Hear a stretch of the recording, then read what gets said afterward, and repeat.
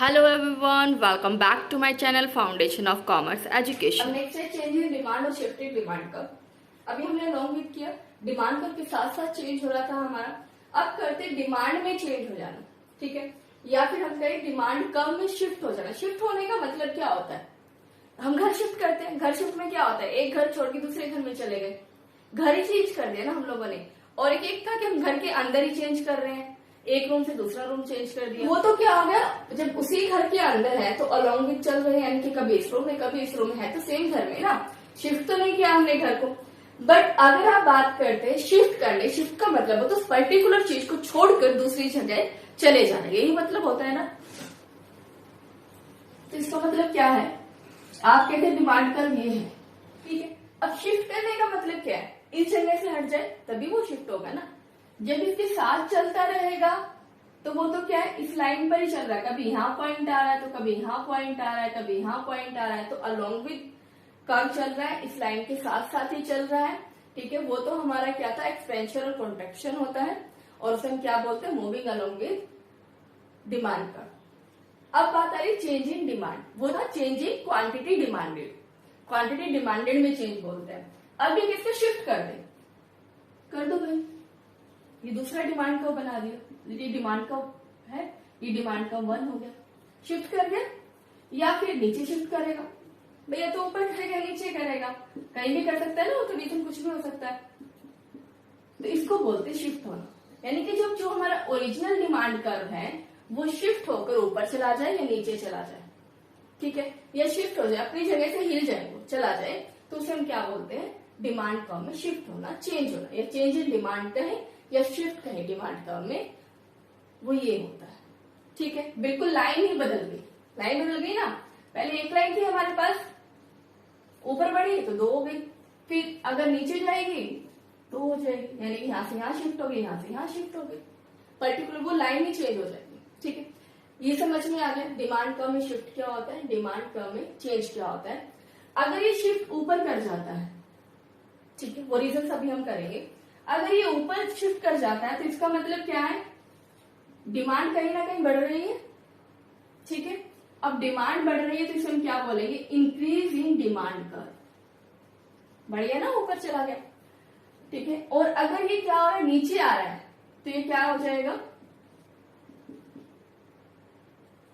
क्या हो जाएगा, इसको हम क्या बोलेंगे, decrease in demand curve. Demand curve क्या हो गया, डिक्रीज हो गया, या इसको कहेंगे अपवर्ड शिफ्ट हो गया, या इसे कहेंगे डाउनवर्ड शिफ्ट हो गया, या इसे कहेंगे राइट साइड शिफ्ट हो गया, राइट साइड है नहीं हमारा, राइट साइड शिफ्ट कर गया, और ये लेफ्ट साइड, ये देखिए लेफ्ट साइड जैसे होता है ना, हम अपने हैंड से देख सकते हैं, राइट हैंड है तो ये ऊपर गया, राइट हैंड हमारा इधर सर्कल, तो राइट साइड शिफ्ट हो गया, और ये हमारा लेफ्ट हैंड इस साइड, तो ये क्या हो गया, लेफ्ट साइड शिफ्ट हो गया। क्लियर है क्वेश्चन, क्योंकि इससे रिलेटेड आएगा, वो मैं कराऊंगी अभी आपको, ठीक है। ये क्लियर हो गया, यहाँ पर समझ में आ गया, ओके।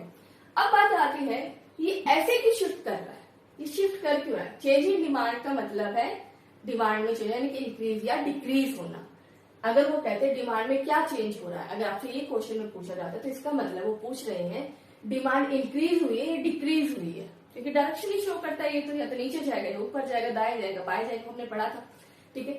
इंक्रीज हो रहा है, डिक्रीज हो रहा है। लेकिन अगर ये कहते हैं चेंज इन क्वांटिटी डिमांडेड, अगर ये वर्ड बोला जाता है तो इसका मतलब क्या है, एक्सपेंशन, टेंशन कहें, एक्सपेंशन कहें, ठीक है, और कॉन्ट्रैक्शन, यानी विस्तार और सिकुड़ना, विस्तार और सिकुड़ना, यानी कि बढ़ जाएगा, फैल जाएगा या सिकुड़ जाएगा, बट अलोंग विथ कर्व, ये कर्व के साथ ही होगा, ठीक है। प्राइस कम हो रहा है तो क्वांटिटी बढ़ती जाएगी, और प्राइस अगर बढ़ रहा है तो क्वांटिटी घटती जाएगी, ठीक है। लेकिन अलोंग विथ कर्व चलेगा, और ये कर्व क्या हो जाएगा, पूरा का पूरा शिफ्ट हो जाता है, दोनों में ये डिफरेंस होता है। अगर सिर्फ ये वर्ड का चेंज है, अगर ये वर्ड लिखा हुआ है तो आप एक्सटेंशन कॉन्ट्रैक्शन की बात कर रहे हैं। आप यहाँ पर अगर वो एक्सटेंशन पूछते हैं, वो एक्सटेंशन कब होगा, जब प्राइस में चेंज हो रहा है, और अदर फैक्टर्स क्या है, कॉन्स्टेंट है, सेम है, और इसमें क्या हो रहा है, अगर आपको चेंज इन डिमांड वर्ड कहा जाता है, डिमांड का शिफ्ट कहा जाता है, तो इसका मतलब यहाँ पर क्या होगा कि आपका प्राइस जो है वो चेंज नहीं हो रहा है। जो अदर फैक्टर्स है, आपके जितने भी फैक्टर्स हैं, टेस्ट, प्रेफरेंस, हमारी एडवर्टीजमेंट, फैशन, वट एवर, ठीक है, जितने भी हमने फैक्टर्स किए हैं वो सारे के सारे रनिंग है, वो चल रहे हैं, उनकी वजह से इफेक्ट हो रहा है। प्राइस कॉन्स्टेंट लेकर चल रहे हैं। यहाँ पर प्राइस में चेंज हो रहा है तो चेंज इन क्वांटिटी डिमांडेड होगा, बट अगर प्राइस में चेंज नहीं हो रहा है, वो कांस्टेंट है, अदर फैक्टर्स से इफेक्ट हो रहा है, तो क्या होगा, हमारा चेंज इन डिमांड होगा, इंक्रीज या डिक्रीज होगा, लेफ्ट साइड या अप साइड क्या होगा, शिफ्ट करेगा डिमांड। दोनों में ये डिफरेंस होता है, सिर्फ वर्ड से चेंज हो रहा है। अगर कोई कहता है कि डिमांड बढ़ी है या घटी है, ठीक है, उसमें क्या चेंज हुआ है, तो वो इसकी बात कर रहा है, शिफ्ट इन डिमांड करती है, ठीक है, चेंज इन क्वांटिटी डिमांडेड की बात नहीं कर रहा है। ये इकोनॉमिक्स में छोटी छोटी बातें ध्यान रखनी है। क्लियर है, ये समझ में आ गया, हो गया। अब इसको डिटेल में पढ़ते हैं, दोनों में डिफरेंस क्लियर हो गया, ठीक है, ये क्लियर होना जरूरी था, ये आई थिंक क्लियर हो गया आप लोग को। अब इसको डिटेल में पढ़ते हैं कि कब ये अपवर्ड में शिफ्ट करेगा, कब ये डाउनवर्ड शिफ्ट करेगा, ठीक है, लेफ्ट साइड या राइट साइड कब जाएगा, वो पढ़ लेते हैं। ये यहाँ तक आई थिंक जो चीज मेन चीज थी वो आपकी दोनों में जो डिफरेंस था वो क्लियर हो गया होगा। यहाँ पर change in demand, shift in demand का मांग में परिवर्तन, ठीक है, या फिर मांग वक्र का खिसकना, ठीक है। हिंदी में भी आपको पीडीएफ मिल जाएगी, तो उसमें रीडिंग ले लेना, ठीक है। Quantity demanded, extension, contraction clear हो गया, ठीक है, समझ में आ गया। ऐसे क्या कहते हैं, इनकम, सबसे पहले इनकम लेकर चलते हैं। अगर इनकम, प्राइस तो सेम है ना, प्राइस में तो कोई चेंज नहीं होगा, प्राइस सेम रहेगा, कांस्टेंट रहेगा, प्राइस वेरिएबल नहीं है यहाँ पर, ठीक है। इनकम में चेंज हो रहा है, अभी कह रहे हैं प्राइस आपने क्या कहा, सेम रहेगा। लेट प्राइस 100 रुपीज था एप्पल का, और आज भी एप्पल का सेम ही है, ये एग्जाम्पल लेके चल रहे थे, ठीक है। एप्पल का प्राइस 100 रुपए था, तो हमने क्वांटिटी डिमांड की 1 kg, ठीक है, और हमारी इनकम, हमारी 50,000 पर मंथ इनकम थी, तो हम 101 kg परचेज कर रहे थे, ठीक है। अभी भी प्राइस सेम है, प्राइस से कोई इफेक्ट नहीं हुआ, हमारी इनकम क्या होगी, लेट 1 लाख हो गए, तो हमने क्या किया, क्वांटिटी बढ़ा दी, वो चीजें ज्यादा खरीदनी स्टार्ट कर, क्योंकि हमें कोई फर्क नहीं पड़ रहा, क्योंकि हमारी इनकम बढ़ चुकी है। अभी देखते हैं, एग्जाम्पल देखते हैं। प्राइस है अब 100 रुपीज है, ठीक है, हम कितना परचेज कर रहे थे, 1 kg,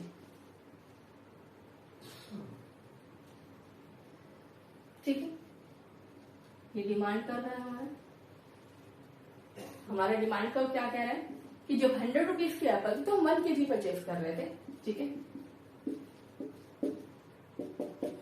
और जब 100 रुपीज की है तो भी हम क्या कर रहे हैं, 2 kg परचेज कर रहे हैं,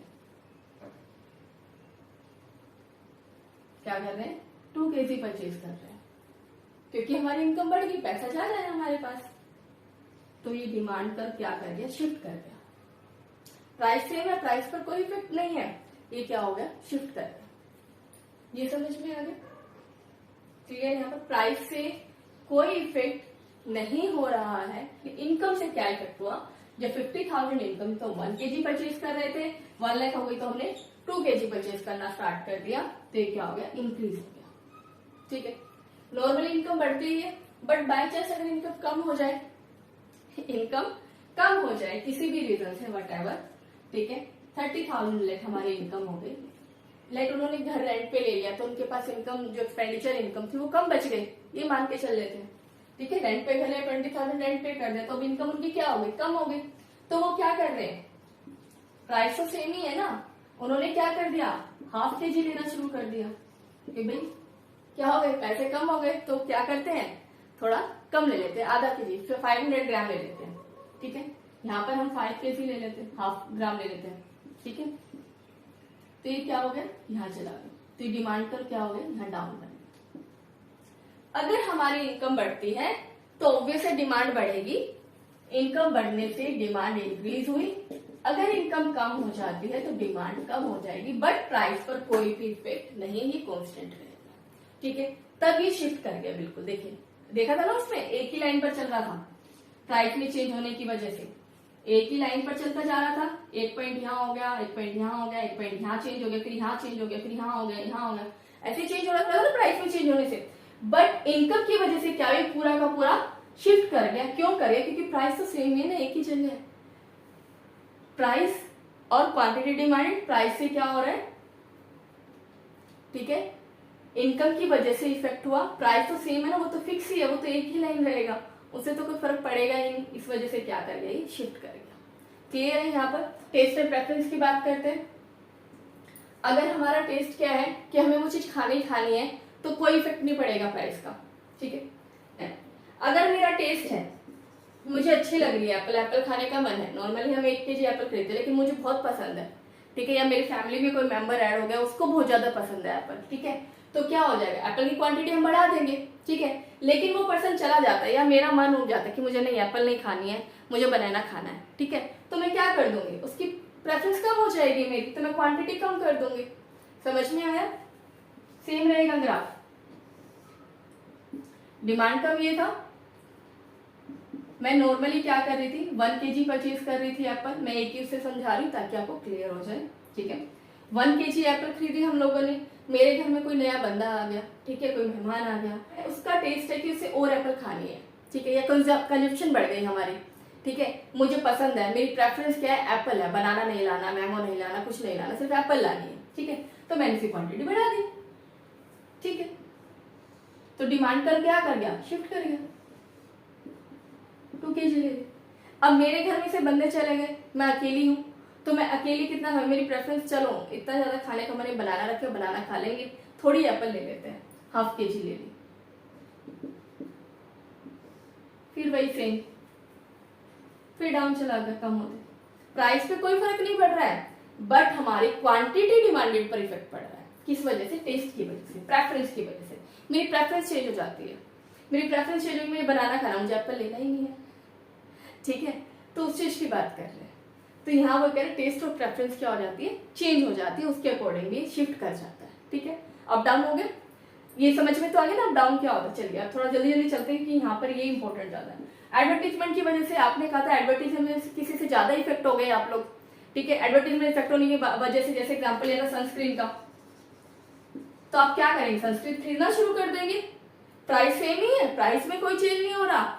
अगर 250 रुपए की 200 रुपए की सनस्क्रीन आती है तो 200 रुपए की ही रहेगी सनस्क्रीन, ठीक है, बट आपने क्या, आप बहुत ज्यादा इफेक्टेड हो गए, ठीक है, इन्फ्लुएंस हो गए एडवर्टीजमेंट से, तो आपने खरीदनी स्टार्ट कर दी, लो भाई खरीद लेते हैं, ठीक है, बट आप एडवर्टीजमेंट, कुछ लोग नहीं हुए, इफेक्ट नहीं पड़ा, या कुछ लोग हुए कि नहीं एडवर्टीजमेंट तो आती रहती है, किसी ने देखी नहीं एडवर्टीजमेंट या उसके ऊपर इन्फ्लुएंस नहीं हुआ, तो उसने कंजप्शन कम कर दी, किसी और क्रीम की इन्फ्लुएंस बढ़ गई उसके ऊपर, ठीक है, तो ये समझ में आ गया।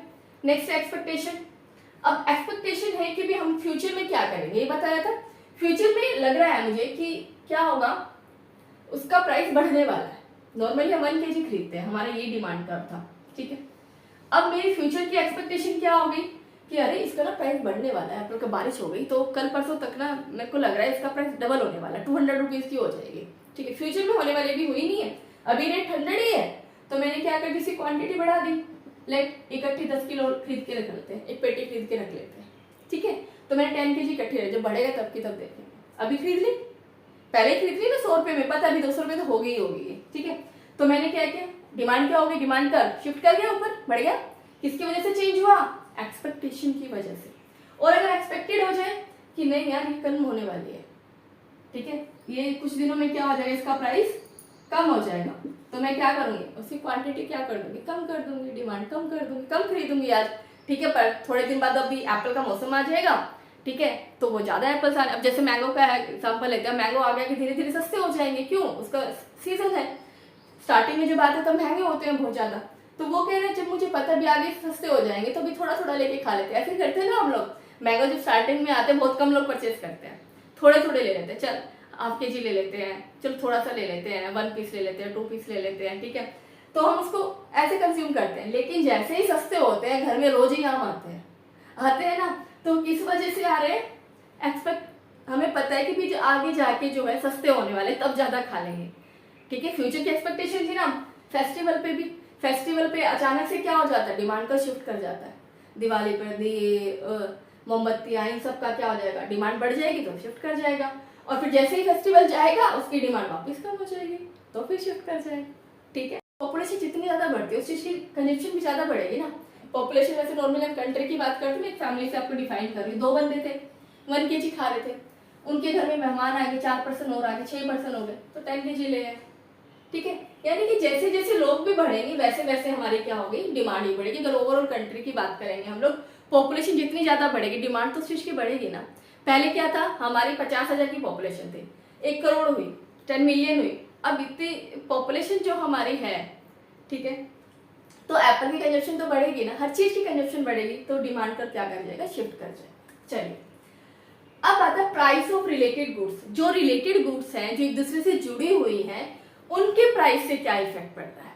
अब 2 तरह की गुड्स होती हैं, ये क्वेश्चन आता ही आता है, इसलिए लास्ट में लिखा था, इसको डिटेल में करेंगे क्योंकि अभी कर्व सबको अच्छे से समझ में आ गया होगा।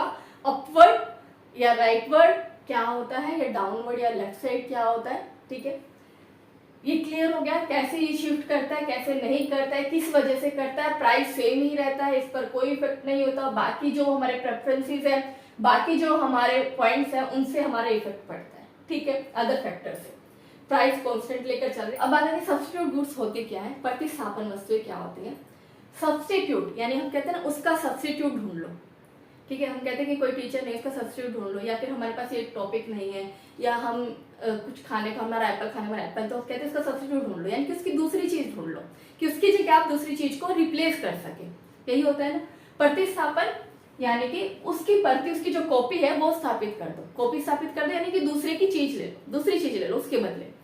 ठीक है, यानी कि जब उस चीज से काम नहीं चल रहा, हमारे पास वो चीज नहीं है, तो उसके बाद दूसरा, जैसे मेरा ब्लैक पेन खत्म हो गया तो रेड पेन ले लिया, इसको मैंने सब्स्टिट्यूट कर दिया रेड पेन से। ठीक है, प्रतिस्थापन, इसकी जगह इसकी रेड पेन की कॉपी ले ली। ठीक है, अब जैसे एग्जांपल लेते हैं, सबसे मेन एग्जांपल हम हमेशा जो यूज करते हैं, टी कॉफी का यूज करते हैं, सबसे बेस्ट, सबको समझ में आता है, टी और कॉफी।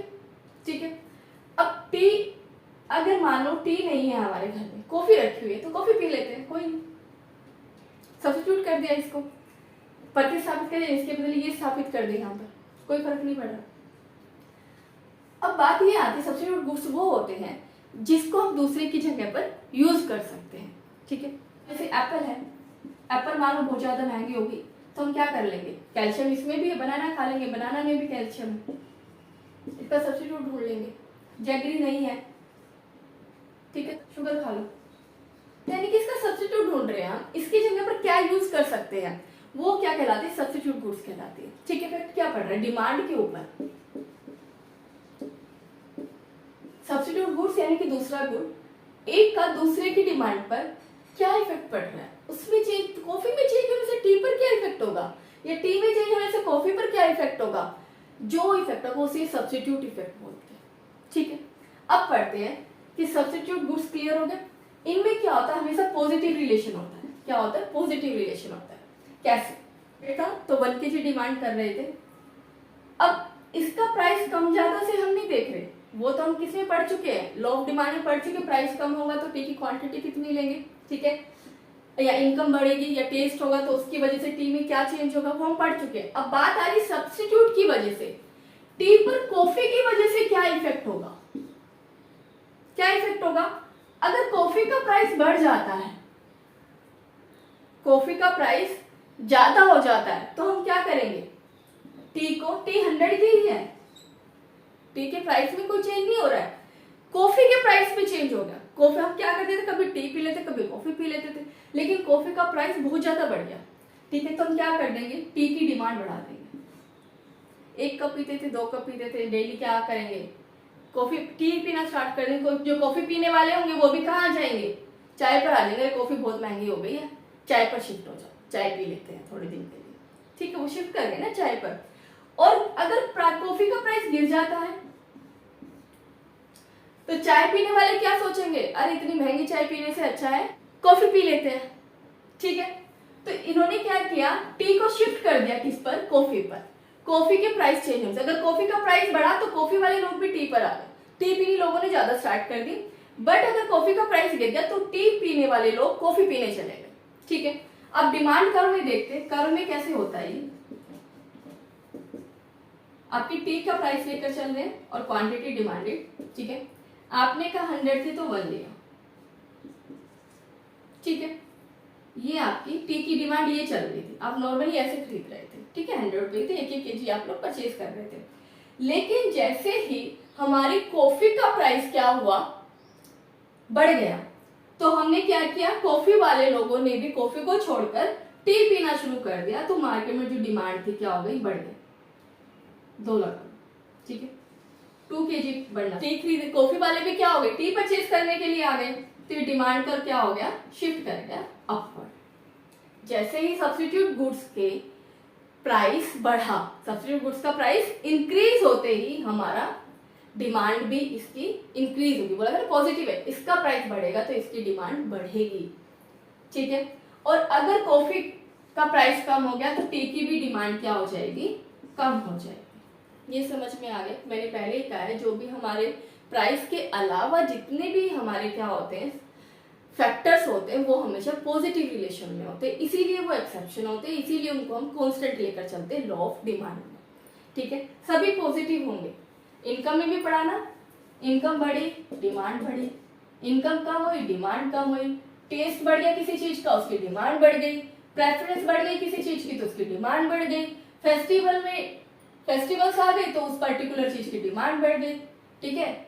अगर टी के क्या हो गया, कॉफी का प्राइस, सब्स्टिट्यूट गुड्स प्राइस क्या हो गया, बढ़ गया कॉफी का प्राइस, और टी भी बढ़ गई, टी की डिमांड भी बढ़ गई। ये पॉजिटिव रिलेशन हो रहा है, बढ़ रहे हैं तो बढ़ रहे हैं, घट रहे हैं तो घट रहे हैं। ये समझ में आ गया। बात है कॉम्प्लीमेंट्री गुड्स जो होते हैं हमारे, ठीक है।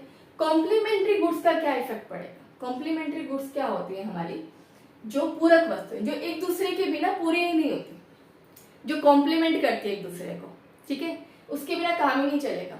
पेन है, पेन में इंक ना हो तो पेन काम करेगा। सब्स्टिट्यूट गुड्स में तो क्या था, ब्लैक पेन था तो रेड पेन यूज कर लिया, ठीक है। यानी कि उसके बदले हमने दूसरी चीज पूरी की पूरी रिप्लेस कर दी वहां पर, ठीक है। लेकिन यहाँ पर तो काम ही नहीं चलेगा, चाहे ब्लैक पेन हो, रेड हो, व्हाइट हो, ग्रीन हो, कैसा भी हो, इंक ही नहीं है उसमें तो काम करेगा। इंक के बिना तो पेन अधूरा है ना। पेन और इंक रिलेशन है, पेन के बिना तो इंक नहीं है। अब गाड़ी है, या तो सीएनजी की होगी या फिर पेट्रोल डीजल की होगी, ठीक है। अब पेट्रोल की है, अगर मान लो कि कार है, पेट्रोल बहुत महंगा हो गया तो लोग क्या करेंगे भाई, पेट्रोल के बिना तो कार का कोई काम नहीं है ना। सीएनजी या फिर गैस डलवाओ, गैस के बिना भी कोई काम नहीं है, ठीक है। अब पेंसिल शार्पनर चाहिए, पेंसिल शार्प ही नहीं है तो अब कैसे काम करेंगे। तो ये सब एग्जांपल्स क्या है, कॉम्प्लीमेंट्री पूरक, उसके बिना वो चीज अधूरी है। टी और कॉफी का क्या है, टी और कॉफी अधूरी नहीं है। अगर आप सिर्फ टी पीते तो आपको काम चल रहा है, सिर्फ कॉफी पी रहे काम चल रहा है। ये नहीं है कि कॉफी में टी की जरूरत है या टी के अंदर कॉफी डालने की जरूरत है, नहीं। इस पूरे को आप अलग कर दे तब भी आप कॉफी पी के काम चला सकते हैं या टी पी कर काम चला सकते हैं, लेकिन बिना इनके पेन का काम नहीं चल सकता, ठीक है। हाँ, ये कह सकते हैं टी के अंदर शुगर नहीं है। कई लोग तो ब्लैक टी पीते हैं, ठीक है, बिना शुगर की भी पीते हैं, ठीक है। बट नॉर्मल अगर हम टी की बात करें तो बिना शुगर की टी क्या पीनी, राइट। उसके अंदर दूध नहीं है तो क्या पीना, उसके अंदर जिंजर नहीं है तो क्या पीना, उसके बिना वो अधूरी है। यानी कि पूरी कब होती हैं वो चीजें, जब उसके अंदर वो चीज इंक्लूड हो जाती है, ठीक है। तो वो होती है पूरक वस्तुएं जो पूरी हो जाए जिससे, ठीक है। का तो इनका प्राइस बढ़ जाए, इनका प्राइस बढ़ गया तो क्या होगा, पेन हम कम खरीदेंगे, ऑब्वियसली बात है। लेकिन अगर इनका प्राइस कम हो जाए तो पेन की क्वांटिटी क्या हो गई, कम खरीदेंगे। लेकिन इसका क्या हो गया, कम हो गया तो हम ज्यादा खरीदेंगे, क्योंकि पूरक है, ये दोनों मिलकर ही काम करेंगे, संयुक्त होकर जुड़कर ही काम करेंगे, अलग अलग नहीं कर सकते। इसलिए इसका हमेशा नेगेटिव रिलेशन होता है। क्या होता है, नेगेटिव रिलेशन होता है, ठीक है। बट प्राइस यहाँ पर सेम है, पेन के प्राइस से कोई फर्क नहीं पड़ रहा हमें। हमें किसके प्राइस से फर्क पड़ रहा है, इंक के प्राइस, क्योंकि हमें पेन में इंक भी डालनी है। इसका ग्राफ कैसे बन जाएगा, एक पेन परचेज कर रहे थे, ठीक है। अगर इनका प्राइस क्या हो गया, कम हो गया, तो हम क्या कर देंगे, पेन ज्यादा खरीदना शुरू कर देंगे। अगर इनका क्या हो गया, प्राइस बढ़ गया, तो पेन कम खरीदना शुरू कर देंगे। अब यहाँ पर शॉर्ट में आपको बता देती हूँ, आपका जो डिमांड कर्व है या चेंज इन डिमांड है वो आपका कब शिफ्ट कर रहा है, लेफ्ट साइड कब कर रहा है, ठीक है, या राइट साइड कब कर रहा है, ठीक है, समझ में तो आ गया ना। लेफ्ट साइड कहाँ हो रहा है, राइट साइड कहाँ हो रहा है, या इसको अपवर्ड कहें या इसको डाउनवर्ड कहें, इसको डाउनवर्ड कहें और इसको अपवर्ड कहें, ऐसे शिफ्ट करता है ना, ठीक है। तो होगा यानी कि जो डिमांड कब हमारा था नीचे की तरफ कब आएगा, लेफ्ट साइड कब आएगा, कब शिफ्ट करेगा, जब हमारी इनकम कम आ जाएगी। इनकम कम हो जाएगी तो डिमांड भी कम कर देनी, ठीक है। उस चीज की चाहे उसका प्राइस कितना भी कोई फर्क नहीं पड़ता। सब्स्टिट्यूट प्राइस जो है उसके साथ वाली गुड्स जो है अगर उसका प्राइस कम हो जाता है, ठीक है, तो हम उस चीज को पीना, चाय को पीना कम कर दें, कॉफी पर शिफ्ट कर जाएंगे तो भी डिमांड कम कर चेंज हो जाएगा। अगर हम उस चीज को खाना ही बंद कर दे, पसंद ही ना करें, प्रेफरेंस कम कर दे, अनफेवरेबल चेंज हो जाए इसके अंदर, यानी इसके फेवर में ना हो या नेगेटिव चेंज हो जाए, तो भी क्या हो जाएगा, डिमांड का लेफ्ट साइड शिफ्ट कर जाएगा, ठीक है। फ्यूचर में एक्सपेक्टेशन है कि फॉल हो जाएगी, प्राइसेस कम होंगे, तो हम क्या करेंगे, अब खरीदना बंद कर देंगे। पॉपुलेशन हमारी डिक्रीज हो रही है तो भी हमारा डिमांड का क्या हो जाएगा, नीचे शिफ्ट करेंगे, क्योंकि जब लोग ही कम है, पॉपुलेशन कम है, तो डिमांड ऑब्वियस है कम हो जाएगी। ये क्लियर है। कॉम्प्लीमेंट्री गुड्स अगर, क्योंकि उसके बिना उसका काम नहीं चल रहा, इसका नेगेटिव रिलेशन होता है दोनों के बीच में, दोनों गुड्स के बीच में।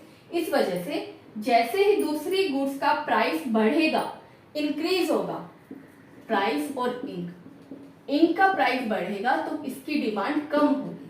सिर्फ एक ये है जिसके अंदर क्या होगा, कॉम्प्लीमेंट्री गुड्स में प्राइस बढ़ने पर दूसरे प्रोडक्ट की इसकी डिमांड कम हो जाएगी, अदरवाइज सभी का क्या होगा, कम होगा। सभी में कम हो रहा है, सब में पॉजिटिव रिलेशन है। इनकम कम हो रही है तो हमारा क्या हो रहा है, डिमांड कम हो रही है। सब्सिट्यूट प्राइस कम हो रहा है तो कम हो रहा है, टेस्ट कम हो रहा है यानी कि वो अनफेवरेबल है, अच्छा नहीं लग रहा है तो कम हो रहा है।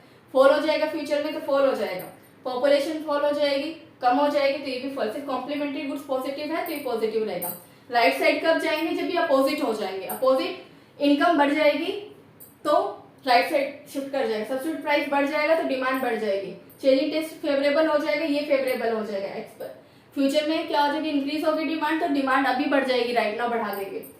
कॉम्प्लीमेंट्री गुड्स का प्राइस अगर कम हो रहा है तो पेन का प्राइस भी क्या हो जाएगा, बढ़ जाएगा, तो ये अपोजिट है। पॉपुलेशन इंक्रीज होगी तो भी शिफ्ट हो जाएगा। ये समझ में आ गया यहाँ पर। नेक्स्ट है टाइप्स ऑफ गुड्स, ये क्लास पॉइंट बचा हुआ है, फिर अपने एमसीक्यूज करेंगे। टाइप्स ऑफ गुड्स कितनी तरह की होती है हमारी, ठीक है। नॉर्मल गुड्स कौन सी होती है, वो गुड्स होती है जो नॉर्मली हम परचेज करते हैं, जिसके ऊपर लॉ ऑफ डिमांड फॉलो होता है, ठीक है। सॉरी इसमें अगर क्लियर नहीं दिखाई दे रहा हो तो सारे पेन जो है खत्म हो चुके हैं, लास्ट बचा हुआ। सब्स्टिट्यूट गुड्स ये नॉर्मली लॉ फॉलो करते हैं, यानी कि प्राइस कम होगा तो हमारा क्या होगा, प्राइस कम होगा तो डिमांड बढ़ जाएगी और प्राइस ज्यादा होगा तो डिमांड कम हो जाएगी। सब्स्टिट्यूट गुड्स अभी हमने पढ़े हैं कौन से होते हैं, ठीक है। टी और कॉफी, जिसको हम क्या कर सकते हैं, एक दूसरे की जगह पर शिफ्ट कर सकते हैं। हम लॉ ऑफ डिमांड के अकॉर्डिंग अब इसमें चलेंगे। हम इसके अंदर अदर प्राइस को क्या है एक्टिव लेकर चल रहे हैं, वेरिएबल को, प्राइस और डिमांड को। यहाँ पर हम अदर फैक्टर्स को कांस्टेंट लेकर चल रहे हैं, ठीक है। लॉ ऑफ डिमांड यहाँ पर फॉलो कर रहे हैं। तो अभी क्या सब्स्टिट्यूट गुड्स जो होता है, लॉ ऑफ डिमांड को ये फॉलो करते हैं या नहीं करते, वो भी देखते हैं। अब सब्स्टिट्यूट गुड्स लेकर चलते हैं। टी कॉफी ले लिया। अब टी का प्राइस पहले था, जब हमने देखा था शिफ्ट पूछा था हमसे चेंज इन डिमांड कब हो रहा है, जब प्राइस जो है कांस्टेंट है तब।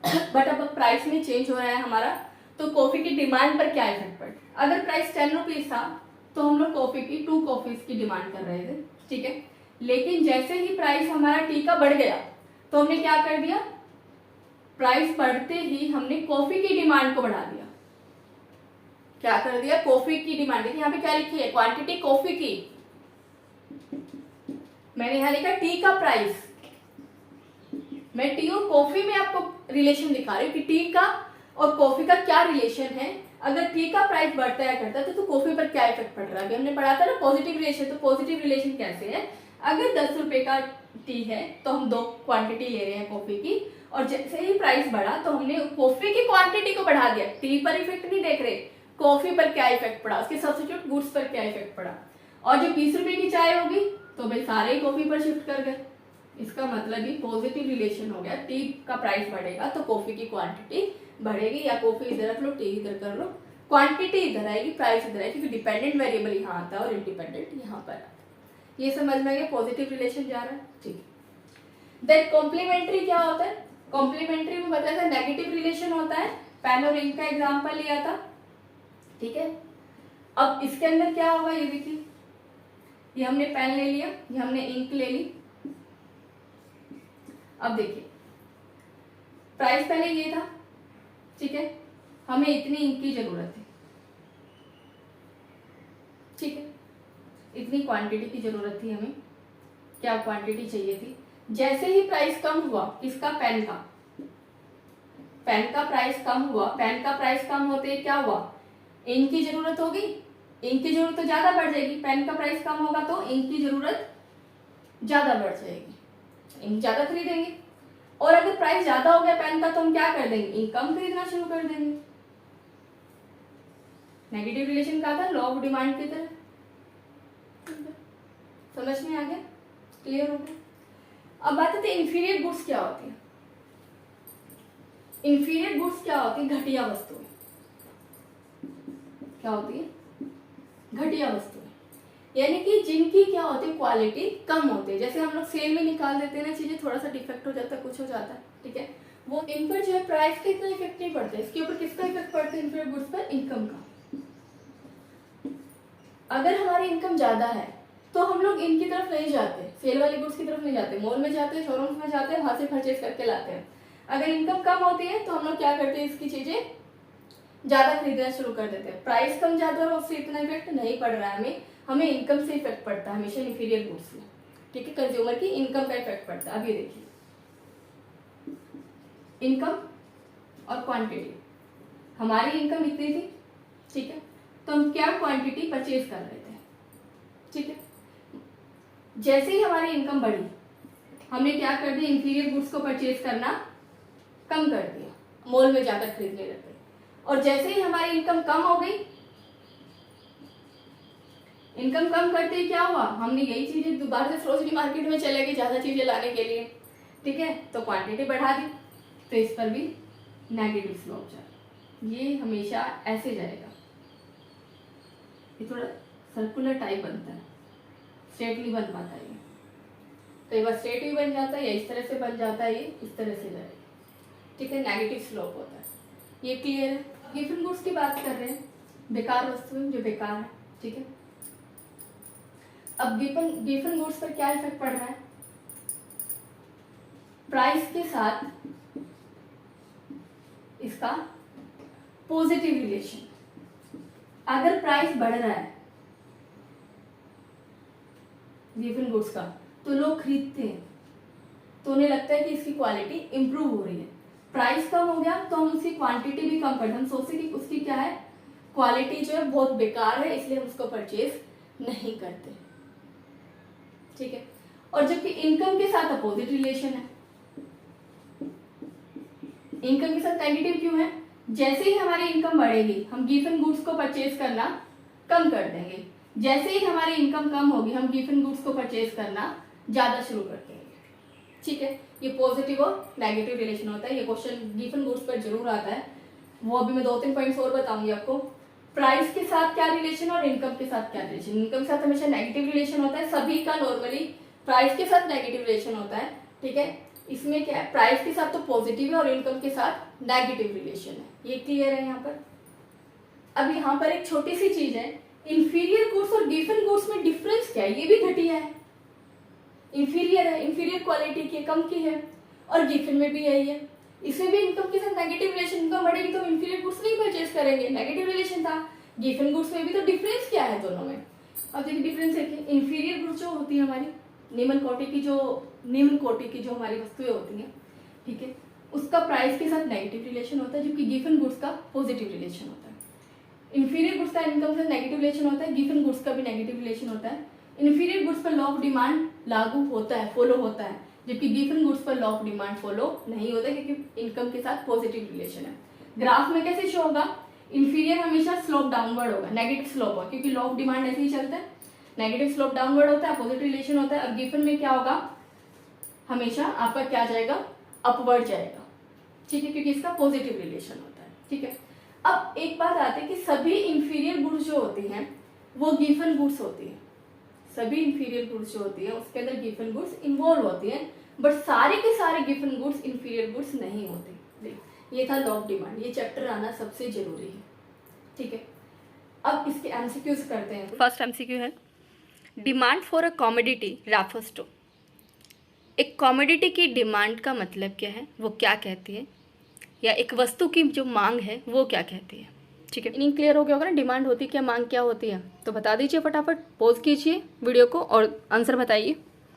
Desire for the commodity, demand का मीनिंग क्या बताया था, आपकी वांट होनी चाहिए, डिज़ायर होनी चाहिए, एबिलिटी टू पे होना चाहिए, क्वांटिटी जितनी भी डिमांड की गई है एक पर्टिकुलर टाइम पर, एक पर्टिकुलर पीरियड के लिए, वही है ना। अल्टरनेटिव प्राइसेस पर भी ले सकते हैं और एक पर्टिकुलर प्राइस पर भी ले सकते हैं और टाइम पर, यानी कि उसके अंदर डिमांड जो है कुछ एलिमेंट्स का कम्बिनेशन था, कुछ उसके अंदर 5 to 6 आइटम्स एलिमेंट्स जो थे इंक्लूड थे, उसके बाद वो डिमांड बन रही थी, किसी एक पर्टिकुलर चीज़ की डिमांड नहीं बन रही थी।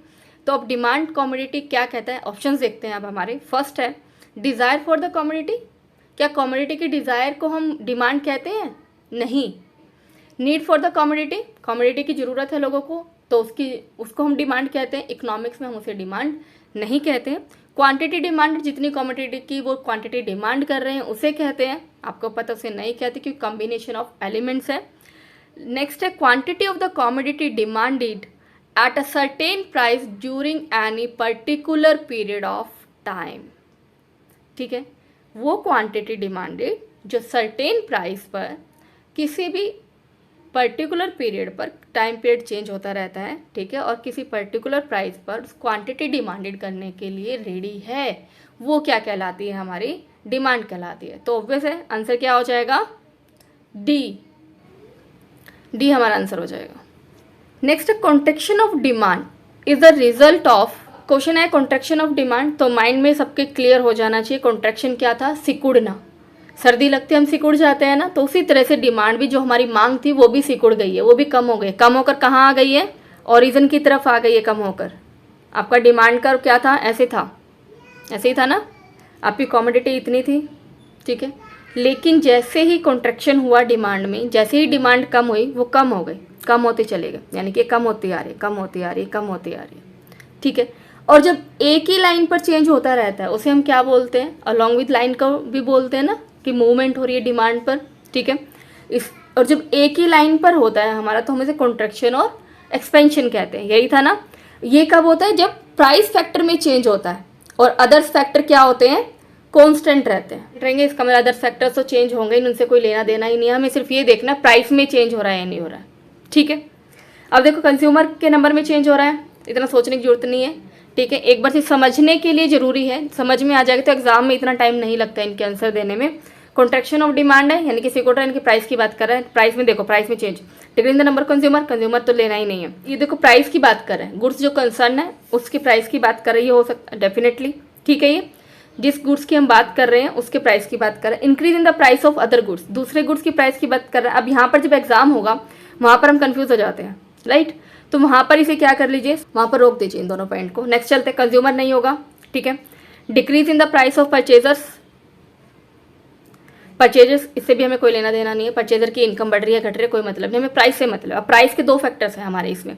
अब बात आती है प्राइस भी दो हैं, अब यहाँ पर हम जल्दबाजी में क्या करेंगे, गलत लगा कर आएंगे, प्राइसेस ऑफ अदर गुड्स, दूसरे गुड्स की बात कर रहे हैं, दूसरे गुड्स से कोई लेना देना नहीं है। रिलेटेड गुड्स बोला था ना, आपको बताया था रिलेटेड गुड्स जो होती है, रिलेटेड गुड्स कौन कौन सी होती है, सब्स्टिट्यूट गुड्स और कॉम्प्लीमेंट्री गुड्स, उनसे भी कोई लेना देना नहीं, वो भी अदर फैक्टर्स में आती है, क्योंकि दूसरी गुड्स से क्या इफेक्ट हो रहा है हमें उससे कोई मतलब नहीं है। डिमांड क्या है, जो हम चीज़ मांग रहे हैं, अगर हम आइसक्रीम की डिमांड कर रहे हैं तो हम आइसक्रीम की ही बात कर रहे हैं। अब जब अगर आइसक्रीम प्राइस का क्या इफेक्ट हो रहा है आइसक्रीम की क्वांटिटी पर, क्वांटिटी डिमांडी पर, तो वो कॉन्ट्रैक्शन एक्सपेंशन हुआ, ठीक है, प्राइस की वजह से पर्टिकुलर उसी गुड्स की बात, यानी कि जो गुड्स कंसर्न है, जो गुड्स हम खरीद रहे हैं उसकी प्राइस की जब आप बात कर रहे हैं तो कॉन्ट्रैक्शन है, ठीक है, वो वाला लेकर चलना है, ना कि प्राइसेस ऑफ अदर गुड्स बिल्कुल सेम दिख रहे हैं, सिर्फ एक छोटे से वर्ड की वजह से क्वेश्चन गलत हो जाता है। तो ये अदर वर्ड्स रिलेटेड गुड्स की बात कर रहे हैं, तो वहां पर जब भी देखें अपने ऑप्शंस को शॉर्ट करना है, ठीक है, मीनिंग से होगा।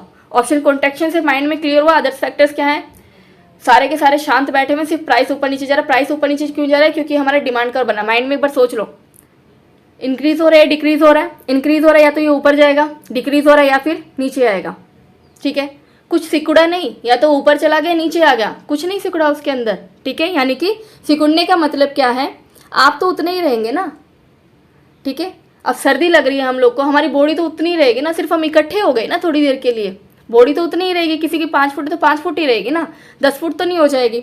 डिमांड कर तो वहीं रहेगा ना, कर्व तो वहीं रहेगा, सिर्फ क्या हो जाएगी, क्वांटिटी हमारी क्या होती है, कम होती जा रही है, ठीक है। ये होता है कॉन्ट्रैक्शन, ठीक है। इंक्रीज डिक्रीज का मतलब क्या है, उसकी हाइट इंक्रीज हो गई, उसकी हाइट डिक्रीज हो गई, तो इंक्रीज डिक्रीज यानी कि अप डाउन हो रहा है, उसके अंदर डिफरेंस आ रहा है, ठीक है। इससे भी आप याद रख सकते हो। आई थिंक ये माइंड में क्लियर हो गया होगा कि इस तरह क्वेश्चन आते हैं। ओके, चलिए नेक्स्ट चलते हैं। Which of the flowing pairs of goods is an example of substitutes. Substitute goods कौन से होते हैं जो एक दूसरे की जगह यूज की जा सकते हैं? टी और शुगर यूज की जा सकती है? नहीं। T and coffee, definitely T के बिना हम कॉफी यूज कर सकते हैं, कॉफी के बिना टी यूज कर सकते हैं, बाकी पढ़ने की जरूरत नहीं है। नेक्स्ट है law of demand assuming other things to remain constant establishes the relationship between. Law of demand किसके बीच में? ये कह रहे हैं कि बाकी थिंग्स को कॉन्स्टेंट रखा जाता है और दो के बीच में रिलेशनशिप बताता है। तो आपको पता है प्राइस और डिमांड के बीच में बताता है, ठीक है। अब वो देख लीजिए, इनकम ऑफ कंज्यूमर, ये तो होगा ही नहीं हमारा, ठीक है। Price of a good and the quantity demanded, बिल्कुल एक गुड्स की प्राइस और जितनी क्वांटिटी डिमांड की गई है उसका होगा, यही हमारा आंसर है, ठीक है। बी हमारा आंसर हो जाएगा। और बाकी देख भी लेते हैं। प्राइस ऑफ अ गुड, बिल्कुल, and the demand for it substitute, substitute से कोई लेना देना नहीं है।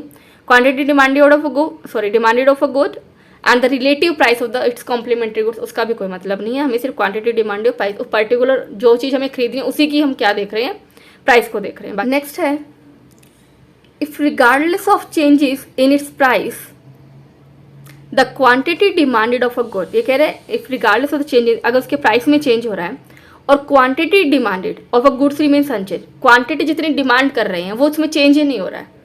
जैसे ही प्राइस में चेंज नहीं हो रहा तो आपके माइंड में आ जाना चाहिए कि क्वांटिटी हमारी हमेशा एक्स एक्सिस पर होती है, माइंड में क्लियर हो जाना चाहिए क्वांटिटी यहाँ पर हमारी फिक्स हो गई है, इसमें कोई चेंज नहीं हो रहा है। खिंच गई लाइन, ठीक है। प्राइस में चेंज हो रहा है, ठीक है, तो चेंज होते ही हमारे वाई एक्सिस पर क्या हो गई, हमारे माइंड में क्लियर हो गया कि फटाफट ऊपर चले गए और आगे देखा कि कांस्टेंट है तो एक लाइन खींच दो, कांस्टेंट हो गई भी, एक जगह फिक्स कर दी हमने क्वांटिटी, इसे ज़्यादा लेनी ही नहीं है, ठीक है। तो ये कौन सा बना भाई, वर्टिकल होता है, हॉरिजॉन्टल होता है, कौन सा था, स्लोप बना, कोई स्लोप नहीं है, क्या होता है ये, वर्टिकल, वर्टिकल बोलते हैं ना। ये हमारी हॉरिजॉन्टल लाइन होती है, ये हमारी वर्टिकल लाइन होती है, तो डेफिनेटली क्या हो गया, वर्टिकल हो गया। देन है law of demand, very nice question,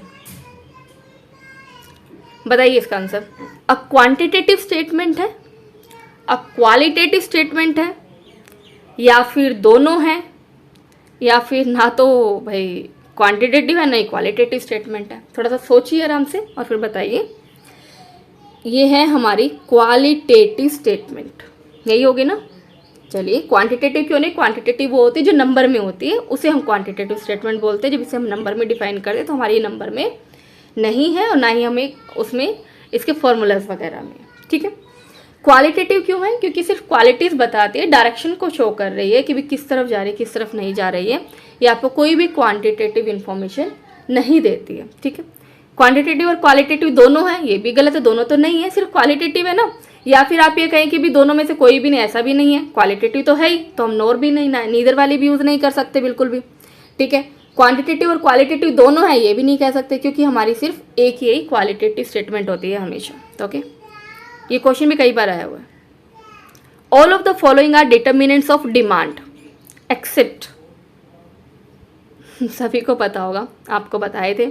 test preference demand को फिक्स करता है ना। फैक्टर इफेक्ट, डिटर्मिनेंट्स क्या होते हैं, वो एलिमेंट्स होते हैं या फैक्टर्स होते हैं जो डिमांड को इफेक्ट कर रहे हैं, ठीक है। तो वो जो डिटरमाइन करेंगे, हम नॉर्मली बोलते हैं ये चीज़ इसको डिटरमाइन कर, इसको निर्धारित कर रही है, ठीक है। तो वो मांग को कौन निर्धारित कर रहा है, कौन सी चीज़ें हैं जो से इफेक्ट कर रही हैं। टेस्ट प्रेफरेंस करती है, डेफिनेटली करती है। क्वांटिटी सप्लाई करती है, कितनी क्वांटिटी सप्लाई हो रही है मार्केट में, उससे डिमांड पर फर्क पड़ रहा है, ये हमारे इसमें नहीं पड़ रहा है।